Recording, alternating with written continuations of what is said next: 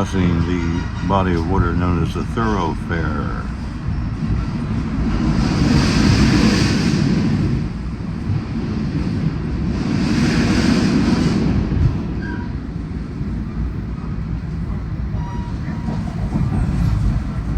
The Atlantic City Boardwalk commenced in 1870.